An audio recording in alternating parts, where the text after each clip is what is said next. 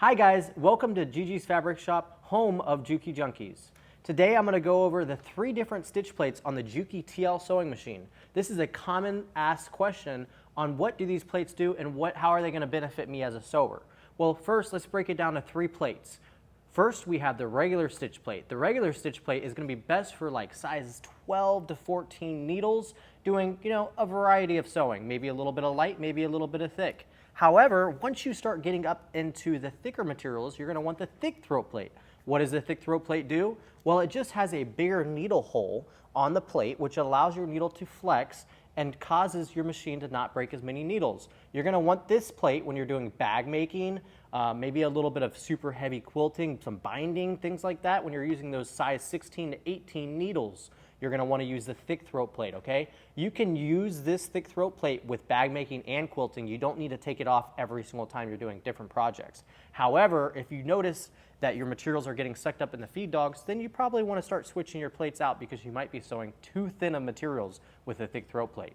Now, what is the thin throat plate for? The thin throat plate was for bridal gowns, super nice fine fabric like chiffon and materials like that. You're going to want that thin throat plate. You're going to be wanting to use like size 9 to like 12 needles, super fine needles, tiny needles, because that needle hole is even tinier than the regular stitch plate, but that's going to really allow you to sew those fine fabrics without getting any materials sucked up into the feed dog area.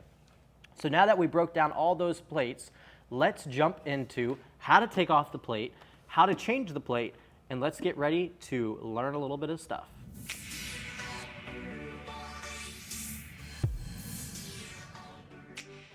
Alrighty, so now what we're going to do is we're going to learn how to identify the plates. So every TL Juki machine will be shipped with a regular stitch plate. You're going to have to purchase the thick throat plate. You can do this at jukijunkies.com, link in the description, and the thin throat plate. You're going to have to purchase that separate. They do not come with these plates.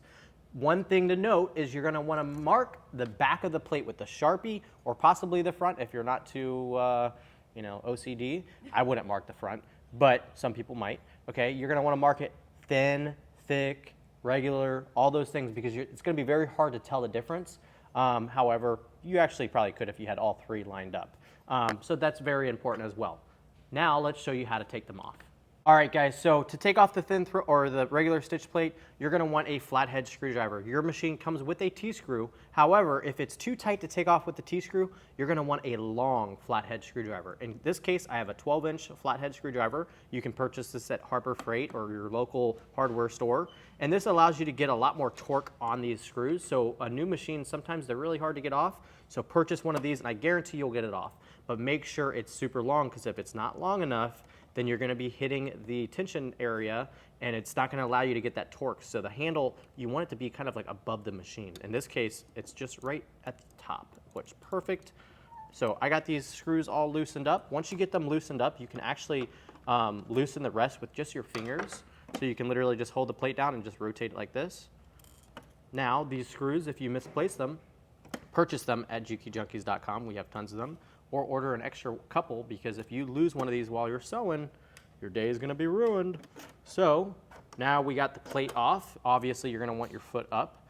Once you get the plate off, it's very simple. Let's start removing the plate and putting on the thick throat plate. Okay, so to change out to your thick throat plate, it's very simple. All you're going to do is you're going to turn this upside down like this, and you're just going to kind of bend it backwards and pull this way like that. It kind of feels like you're going to break it. Promise you're not going to break it. It's very strong.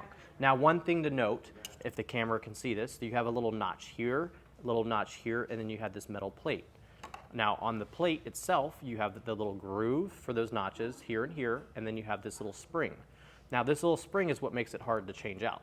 So now I'm going to grab my thick throat plate, which doesn't really matter. This one's actually the thick throat plate, but I'm just going to use the same regular stitch plate. And to put it on, you're just going to kind of line up this metal bar right here and push down like that so it flexes that metal bar like a spring, and then you just line that little notch into that groove like this. Hold on, sorry. Like that, and then you're going to bring this side down and that lines up like that. So there's no need to really loosen these screws. They're kind of tiny and it's hard to loosen them. So I find it easier to just push down on that little metal bar like that until you can kind of see right there where it lines up in that groove, and then you can do the bottom one. Voila, got it switched out. It's that simple. Now we can go ahead and put it back on our machine. Here's a few clips of me doing this without any audio, so you guys can kind of just see what I'm doing for your own, because it's kind of one of those things where you can't really explain it. So pushing down with that metal spring, looking from the top, like that, and like that. Super easy, okay? So same thing, you're just gonna line up that metal spring, push down, and you also have to have it at like a pitch like this, because if you don't have it at the right pitch, then it's hard to get in there. So push down, line it up right there, and then voila. Okay? Alrighty, so putting back the plate on, you're just going to slowly slide it underneath there like that, and it's gonna wanna pop up like that. You're just gonna hold it down as you go ahead and put these 2 little faceplate screws. Again, if you need more of these, check them out on our JukiJunkies.com. So you're just gonna go ahead and snug these down with your fingers, and then you can tighten them down. It doesn't need to go super tight, just hand tight, okay? So you can tighten them down with your T-screw. So going ahead and just tightening that down, front and back, and then I'm gonna go, after I finger tighten these, I'm gonna hand tighten them with my screwdriver. In this case, I have my big one, which I don't wanna do it too tight, because you should only need this if it's too tight when you first get it. You shouldn't always need these. There you go. There we go, we're ready to sew.